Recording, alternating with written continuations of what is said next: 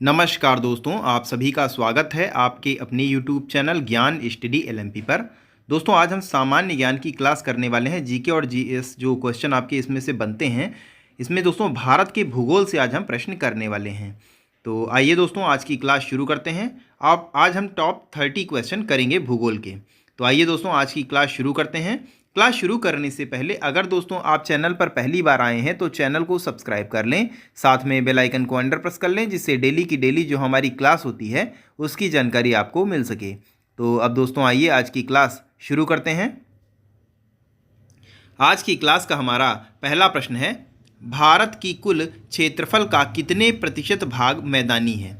11% भाग, 18% भाग, 28% भाग और डी ऑप्शन है 43% भाग। तो इसका दोस्तों सही उत्तर हो जाएगा, यहाँ पर दोस्तों हमारा डी ऑप्शन इसका सही उत्तर हो जाएगा 43% भाग। भारत का कुल 43% भाग मैदानी क्षेत्र से घिरा हुआ है। उसके अलावा दोस्तों अगर हम बात कर लें तो 11% भाग पर्वतीय है, 11% भाग पर्वतीय है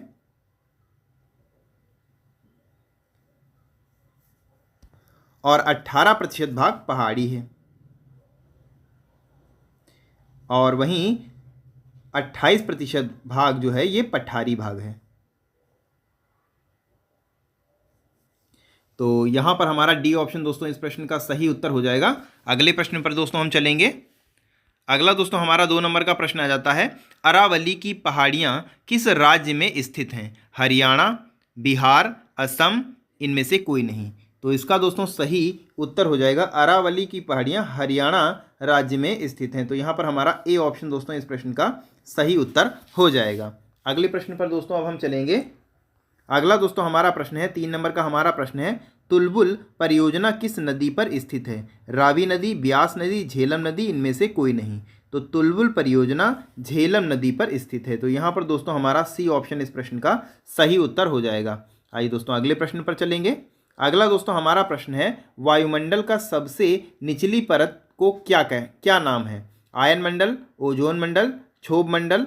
यहाँ पर दोस्तों टाइपिंग में थोड़ा मिस्टेक है, क्षोभ लिख गया, क्षोभ मंडल होता है, क्षोभ मंडल होता है और डी ऑप्शन में है इनमें से कोई नहीं। तो इसका दोस्तों सही उत्तर हो जाएगा, इसका दोस्तों सही उत्तर हो जाएगा ऑप्शन सी ही, क्षोभ मंडल हमारा सही उत्तर भी हो जाएगा। सी ऑप्शन दोस्तों यहाँ पर सही उत्तर हो जाएगा। ये अगले प्रश्न पर चलेंगे। अगला दोस्तों हमारा 5 नंबर का प्रश्न आ जाता है, भूगोल के लिए जियोग्राफी शब्द का प्रयोग सबसे पहले किसने किया था? इरेस्टोथनीज, हिकैतियस, हेरोडोटस, इनमें से कोई नहीं। तो इसका दोस्तों सही उत्तर हो जाएगा इरेटोस्थनीज, यहाँ पर हमारा सही उत्तर हो जाएगा। यहाँ पर हमारा ए ऑप्शन सही उत्तर हो जाएगा। आइए अगले प्रश्न पर चलेंगे।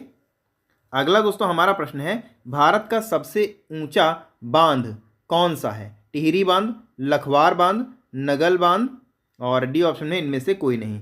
तो भारत का सबसे ऊंचा बांध टिहरी बांध हो जाता है। तो यहाँ पर दोस्तों हमारा ए ऑप्शन दोस्तों इस प्रश्न का सही उत्तर हो जाएगा। आइए दोस्तों अगले प्रश्न पर हम चलेंगे। अगला दोस्तों हमारा 7 नंबर का हमारा प्रश्न आ जाता है, भारत का भूगोल का जनक किसे कहा जाता है? इरेटोस्थनीज, हेरोडोटस, हिकैटियास, इनमें से कोई नहीं। तो इसका दोस्तों सही उत्तर हो जाएगा हिकैटियास, दोस्तों यहाँ पर हमारा सही उत्तर हो जाएगा। सी ऑप्शन दोस्तों यहाँ पर हमारा सही उत्तर हो जाएगा। अगले प्रश्न पर दोस्तों हम चलेंगे।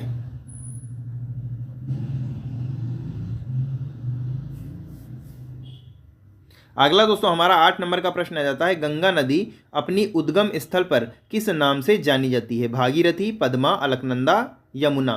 तो इसका दोस्तों सही उत्तर हो जाएगा, इसमें दोस्तों भागीरथी हमारा सही उत्तर हो जाएगा। अपने उद्गम स्थल पर भागीरथी नाम से जानी जाती है गंगा। यहाँ पे आप देख सकते हैं इसके बारे में, गंगा नदी की प्रधान शाखा भागीरथी है, जो गढ़वाल में हिमालय के गौमुख नामक स्थान पर गंगोत्री हिमनद या ग्लेशियर से निकलती है। गंगा के इस उद्गम स्थल की ऊंचाई 3140 मीटर है।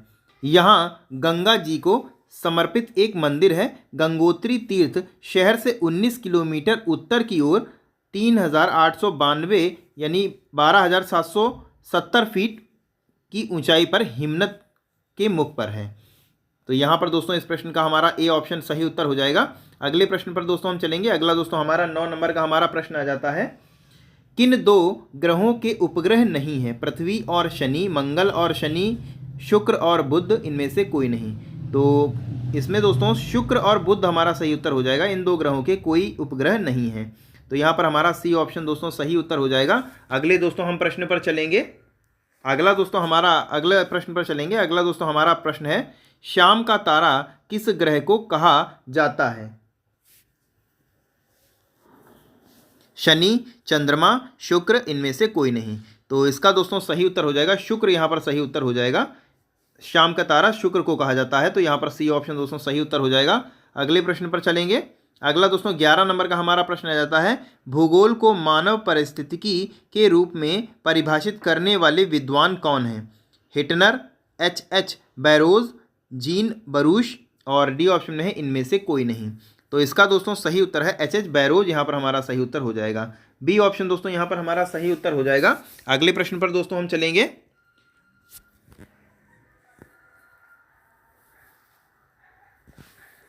अगले दोस्तों प्रश्न पर चलेंगे। अगला दोस्तों हमारा प्रश्न है, मानव भूगोल का पिता किसे कहा जाता है?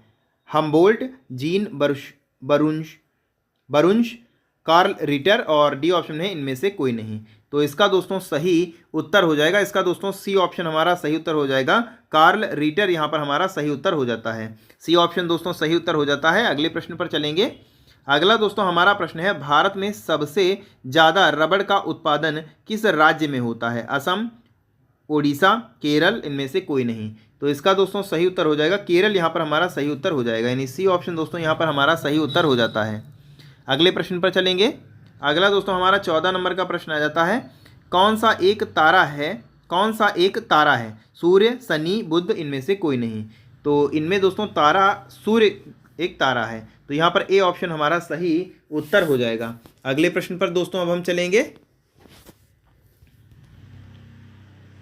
अगला दोस्तों हमारा 15 नंबर का प्रश्न आ जाता है, सौर मंडल में किस ग्रह को पृथ्वी की बहन कहा जाता है? यहाँ पर दोस्तों प्राय ये वाला नहीं, ये नीचे वाला लगेगा। ऑप्शन है आपके मंगल, चंद्रमा, शुक्र, इनमें से कोई नहीं। तो सौर मंडल में किस ग्रह को पृथ्वी की बहन कहा जाता है? तो इसका दोस्तों सही उत्तर है शुक्र ग्रह को पृथ्वी की बहन कहा जाता है। तो सी ऑप्शन दोस्तों यहाँ पर सही उत्तर हो जाता है। अगले प्रश्न पर दोस्तों हम चलेंगे। अगला दोस्तों हमारा प्रश्न है, पेनगंगा किस नदी की सहायक नदी है? गोदावरी, नर्मदा, कृष्णा और डी ऑप्शन है इनमें से कोई नहीं। तो पेनगंगा गोदावरी की सहायक नदी है। तो यहाँ पर दोस्तों ए ऑप्शन हमारा सही उत्तर हो जाएगा। ए ऑप्शन दोस्तों यहाँ पर हमारा सही उत्तर हो जाता है। अगले प्रश्न पर चलेंगे। अगला दोस्तों हमारा 17 नंबर का प्रश्न आ जाता है, विश्व में लौह उत्पादन में भारत का कौन सा स्थान है? पहला, दूसरा, तीसरा, चौथा। तो लौह उत्पादन में भारत का चौथा स्थान है। पहले स्थान की दोस्तों अगर हम बात करें तो पहले स्थान पर चीन आ जाता है। दूसरे स्थान की अगर हम बात कर लें तो यहाँ पर ऑस्ट्रेलिया आ जाता है।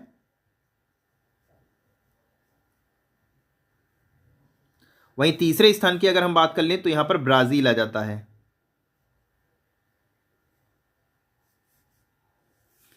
और चौथे स्थान पर अपना भारत देश आ जाता है। तो यहाँ पर डी ऑप्शन हमारा सही उत्तर हो जाएगा।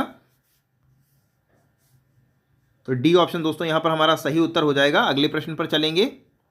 अगला दोस्तों हमारा प्रश्न है, क्षेत्रफल के आधार पर भारत का सबसे बड़ा भौगोलिक भाग कौन सा है? थार मरुस्थल, दक्कन पठार, हिमालय पर्वत और डी ऑप्शन में इनमें से कोई नहीं। तो इसका दोस्तों सही उत्तर हो जाएगा दक्कन का पठार, यहाँ पर हमारा सही उत्तर हो जाएगा। यानी बी ऑप्शन दोस्तों यहाँ पर हमारा सही उत्तर हो जाएगा। अगले दोस्तों प्रश्न पर चलेंगे।